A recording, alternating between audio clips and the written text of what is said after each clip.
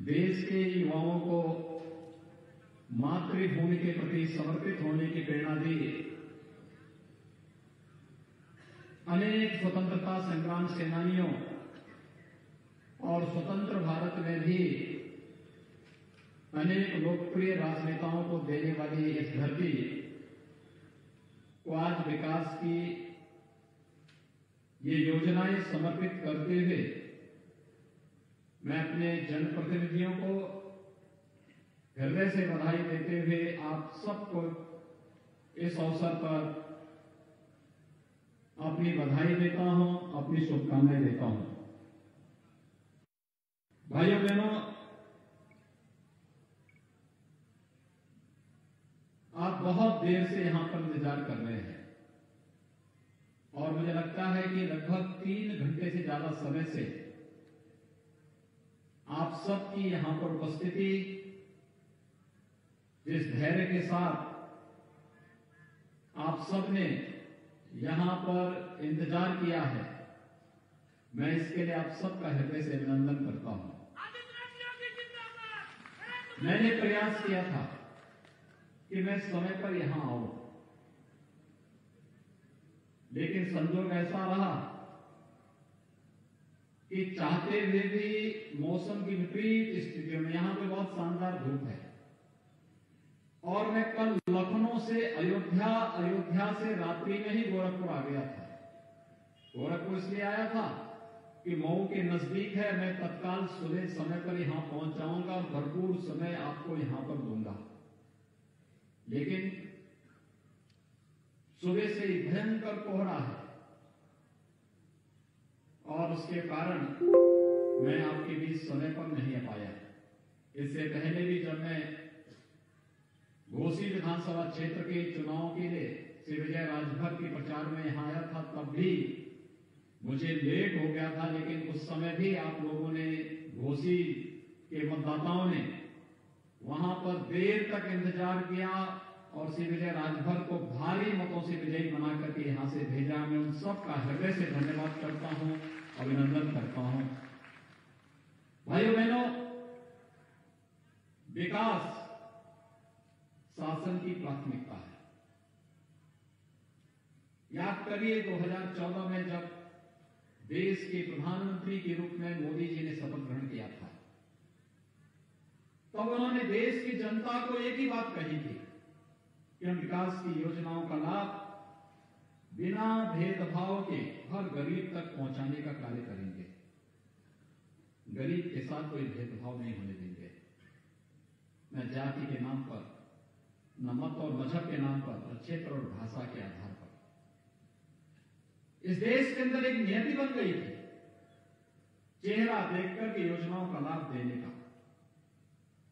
योजनाओं का लाभ चेहरा देखकर के देने की जो दुष्प्रवृत्ति थी, इसीलिए इस देश के अंदर गरीबी, इस देश के अंदर बेरोजगारी, इस देश के अंदर अव्यवस्था, इस देश के अंदर अराजकता को जन्म दिया।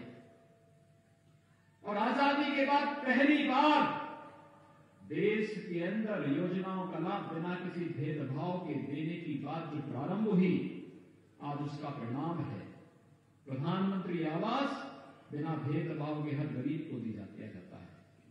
स्वच्छ भारत मिशन के अंदर हर गरीब के घर में शौचालय बनता है, विद्युत का कनेक्शन बिना भेदभाव के हर गरीब को मिलता है, रसोई गैस का सिलेंडर हर गरीब को बिना भेदभाव के मिलता है, 5 लाख रुपए की आयुष्मान भारत की सुविधा हर गरीब को बिना भेदभाव के मिलता है।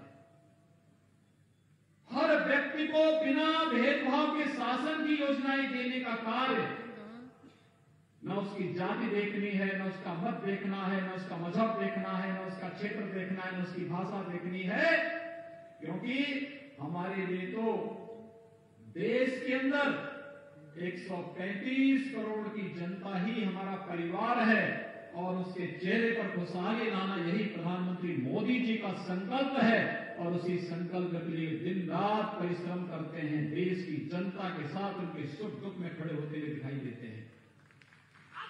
हमारे लिए भी प्रदेश के अंदर 24 करोड़ की आबादी ही अपना परिवार है और इसके तरह हम तो सोच भी नहीं सकते।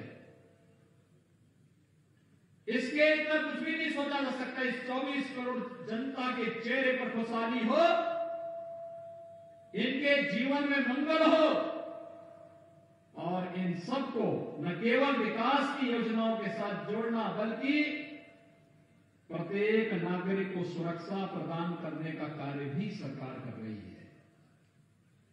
विकास की योजनाओं को पहुंचाने के साथ साथ, लोक कल्याणकारी योजनाओं को पहुंचाने के साथ साथ विकास की योजनाओं पर भी उनका अधिकार होना चाहिए। सड़क बननी चाहिए, बिजली आनी चाहिए,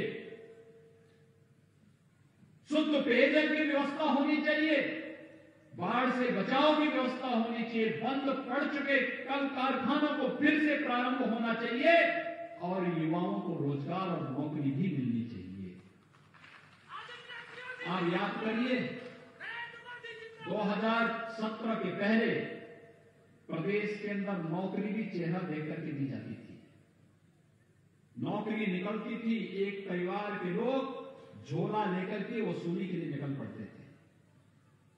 लेकिन हम लोगों ने पिछले 4.25 वर्ष के दौरान 4.25 लाख नौकरियां प्रदेश के युवाओं को दी, सरकारी नौकरियां युवाओं को दी, चाहे वो पुलिस की भर्ती हो, अध्यापक की भर्ती हो,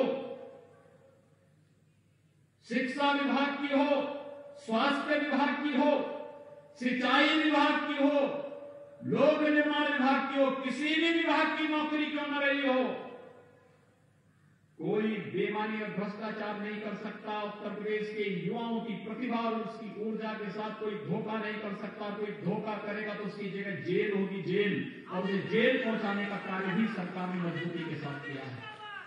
भाइयों बहनों, हर नौजवान के हाथ को रोजगार देना, हर किसान को समय पे बीज, खाद और पानी की व्यवस्था करना, हर व्यापारी को सुरक्षा की गारंटी देना, हर महिला के सम्मान की रक्षा करना,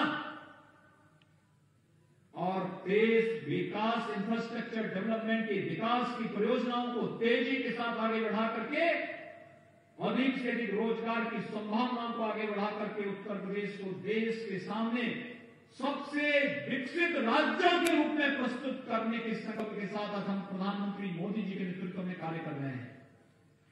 आज यही कारण है, जिन लोगों की आदत थी योजनाओं को लटकाने की, वे कार्य नहीं होने देते थे, कोई कार्य नहीं होने देते थे, हर कार्य को लटकाते थे, भटकाते थे, न विकास के कार्य होने देते थे, न आस्था का सम्मान होने देते थे।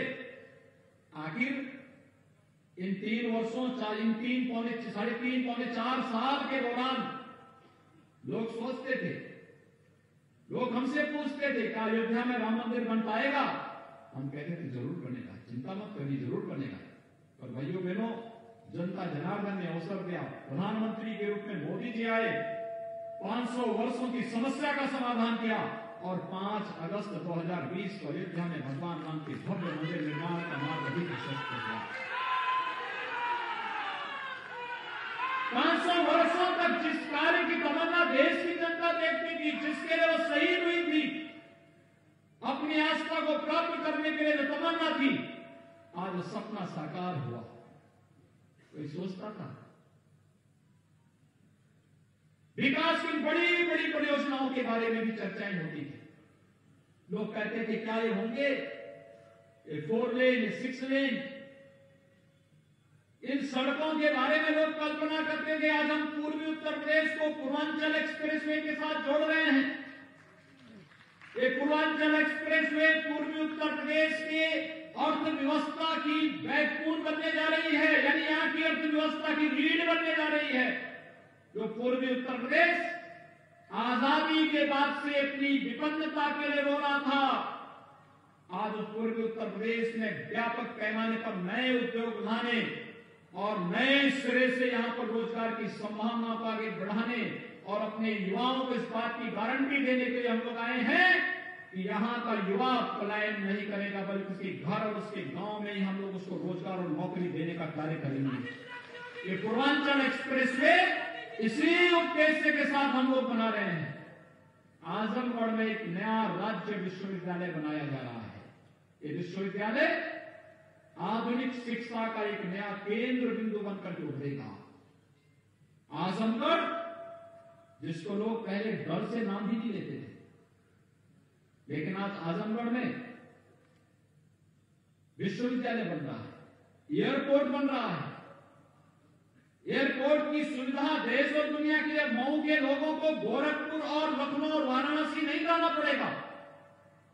मुश्किल से 50 किलोमीटर की दूरी पर, 1 घंटे की दूरी पर एयरपोर्ट, और एयरपोर्ट से देश के अंदर कहीं भी जाने की सुविधा आपको केवल आजमगढ़ से प्राप्त हो जाएगी।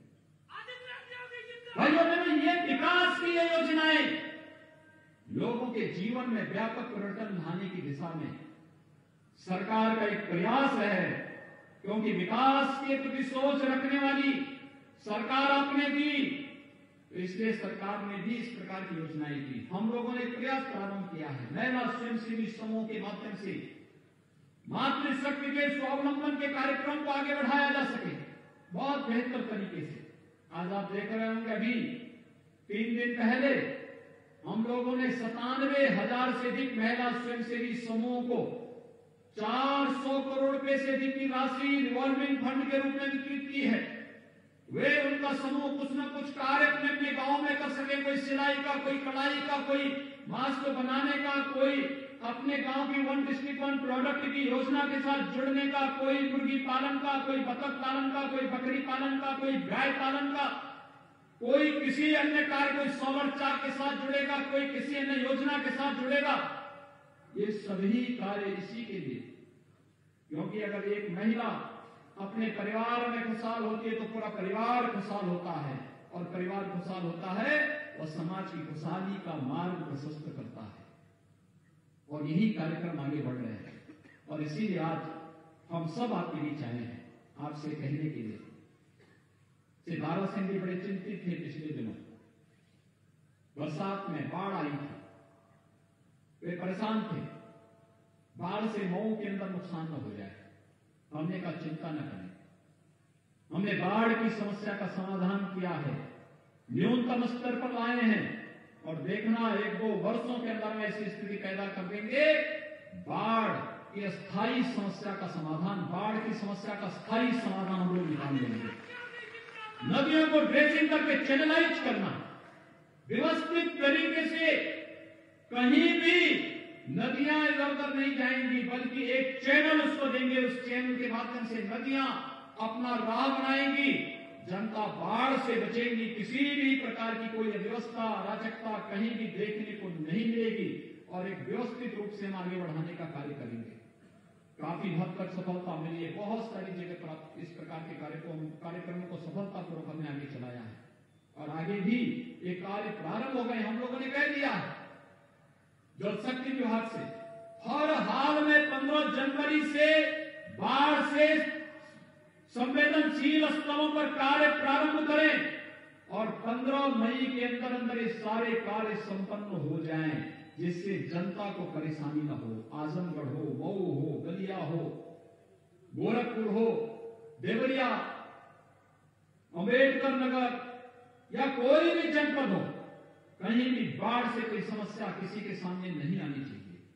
इसके स्थायी समाधान का मार्ग निकलना चाहिए। लेकिन साथ साथ आर्सेनिक और फ्लोराइड से जुड़े हुए क्षेत्रों में शुद्ध पेयजल की आपूर्ति करने के लिए सरकार ने व्यापक कार्य योजना बनाई है। याद करिए, हम लोगों ने बुंदेलखंड और विंध्य क्षेत्र में प्रधानमंत्री जी से शिलान्यास करके पेयजल की योजना को आगे बढ़ा दिया है। अब आर्सेनिक और फ्लोराइड से प्रभावित क्षेत्रों में हम शुद्ध पेयजल की आपूर्ति करने जा रहे हैं। इसके लिए व्यापक कार्य योजना बन चुकी है। आने वाले समय में बंद उद्योगों को, जो कपड़ा उद्योग बहुत सारी जगह कताई मिलें बंद हो रखी हैं, हम लोगों ने व्यापक कार्य योजना बनाने के लिए कहा कि बंद कताई मिलों को चलाने के लिए व्यापक कार्य योजना बनाई जानी चाहिए। इस बार मैं देख रहा था जब कंबल वितरण का कार्य किया जा रहा है, मैंने कहा है प्रशासन से मोटा कंबल दीजिए गरीबों को, जिससे ठंड वास्तव में ठंड से बचाया जा सके, क्योंकि एक गरीब के लिए इससे बचना बहुत महत्वपूर्ण है। और भाइयों बहनों, ये मोटा जो कंबल है, ये मोटा कंबल प्रदेश के ही कंबल कारखानों में बनाया जा रहा है। इसलिए सरकारों ने इन्हें बंद कर दिया था, हमने इसे फिर से चलाया है। और आज प्रदेश के कंबल कारखानों में बने हुए कंबल से जब गरीब की ठंड भाग रही है तो उसका आशीर्वाद भी सरकार को प्राप्त हो रहा है कि देखिए एक गरीब के ठंड को सरकार ने दूर किया है और उसका लाभ किस रूप में प्राप्त हो रहा है। ये योजनाओं का लाभ और साथ साथ शासन का पैसा अगर सही जगह इस्तेमाल हो जाए तो कोई समस्या ही नहीं आती। समस्या तो तब आती थी जब पिछली सरकारें इन सभी मिलों की जमीनों को बेचने का काम कर रही थी, मिलों को बंद करती थी, नौजवानों को बेरोजगार करती थी और फिर एक एक करके जब ये कारखाने बंद होते थे फिर उनकी जमीनों को नीलाम करने का कार्य औने पौने दाम पर करती थी। हमारी सरकार ने मिलों को जमीनों को बेचने का कार्य नहीं किया। हमारी सरकारों ने बंद चीनी मिलों को बंद यानी बेचने का काम नहीं किया, बल्कि फिर से कोविड-19 के दौरान भी हमने चीनी मिलों को चलाया है और हम लोगों ने कहा है कि जिनका मामला सुप्रीम कोर्ट में है वहां से जैसे ही निस्तारण होता है मामला, हम लोग फिर से उन चीनी मिलों के पुनरुद्धार की व्यापक कार्य योजना बनाएंगे। लेकिन जिन चीनी मिलों का विवाद नहीं है उन चीनी मिलों का पुनरुद्धार की व्यापक कार्य योजना बननी ही चाहिए, क्योंकि ये हमारे किसानों के हितों में है। और भाइयों बहनों, किसानों के लिए तो पिछले 6 वर्षों के दौरान प्रधानमंत्री मोदी जी के नेतृत्व में जितना कार्य हुआ है वो अविस्मरणीय है, अभिनंदनीय है। मैं प्रधानमंत्री मोदी जी का अभिनंदन करता हूं। आज के दिन पर कोई किसान ये नहीं कह सकता है कि प्रधानमंत्री किसान सम्मान निधि से उसको वंचित रखा गया। हर किसान के पास सालाना 6,000 रुपए प्रधानमंत्री किसान सम्मान निधि का देने की व्यवस्था कर दी गई है।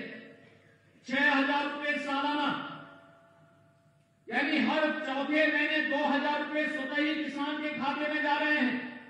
अभी परसों 25 तारीख को प्रधानमंत्री मोदी जी उत्तर प्रदेश के 2,30,00,000 किसानों के खातों में 1,800 करोड़ रुपए से अधिक की राशि सीधे उनके खातों में भेजने का कार्य करेंगे।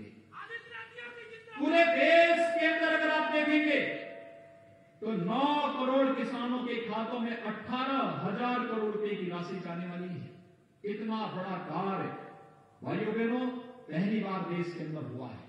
किसानों की उपज को खरीदने का मामला हो, गन्ना मूल्य का भुगतान पिछले 3.5 वर्ष के दौरान 1,12,000 करोड़ रुपए से अधिक का गन्ना मूल्य का भुगतान हुआ।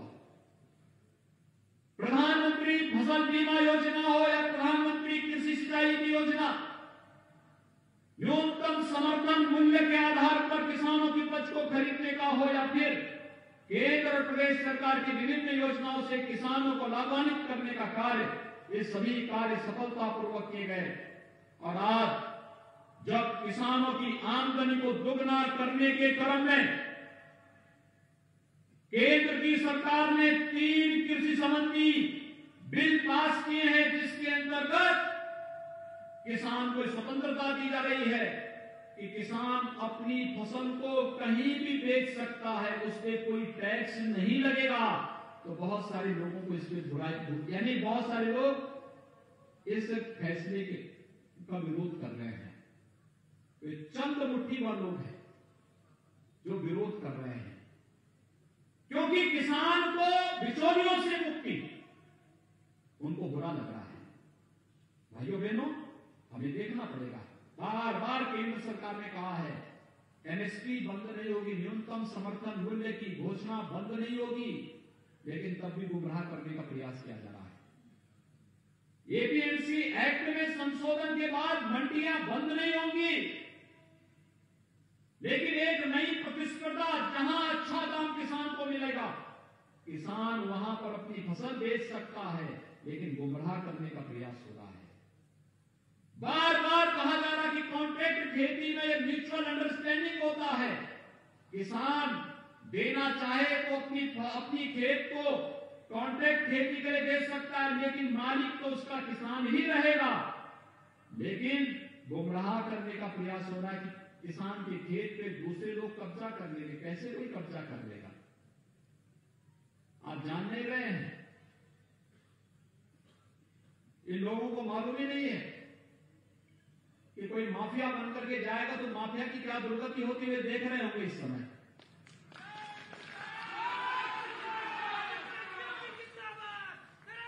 किसान के हितों के साथ और मजदूरों के हितों के साथ और युवाओं के जीवन के साथ किसी को खिलवाड़ करने की छूट नहीं दी जाएगी, और अगर कोई करेगा तो फिर परिणाम भी भुगतेगा।